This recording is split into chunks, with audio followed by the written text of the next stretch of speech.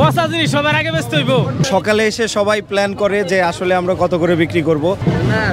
550 বলছি, 550 20 টাকা কিনা গাড়ি 1720 1800 ব্যস্ত আছি। কাস্টমার দামাদামি করবে। জেলা দাদন নিয়ে ঋণ নিয়ে তারপরে তারা নদীতে যায়। আপনি বলছিলেন ইলিশ মাছের কেজি 650 টাকা।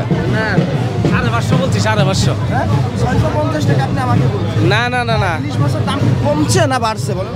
ইলিশ মাছের দাম আগের মতোই আছে। কিছুক্ষণ আগে আপনি আমাকে কয় টাকা বললেন? ছাড় কোনো না, আপনি তো কত বলছি 600 টাকা না? 600 বলছি, এবার তো 550 করতেছে না, এরা আসলে সকালে এসে সবাই প্ল্যান করে যে আসলে আমরা কত করে বিক্রি করব, ওইটার প্রেক্ষিতে এরা বিক্রি করে। এরা নিজেরাই সিন্ডিকেট তৈরি করে। আসলে নদীর মাছ এত দাম হওয়ার কথা না। নদীর মাছ মেরে নিয়ে আসে, জেলেরা যে দাম পাওয়ার কথা সে দাম পায় না।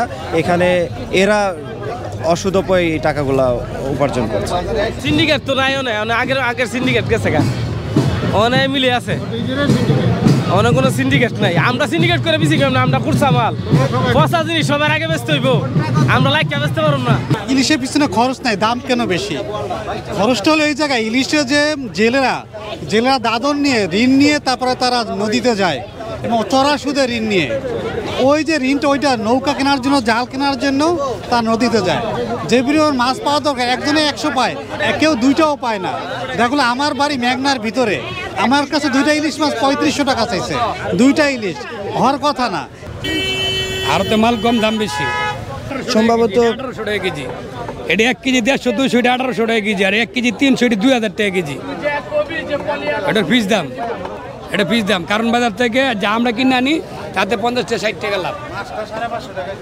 কাস্টমার দামাদামি করবে।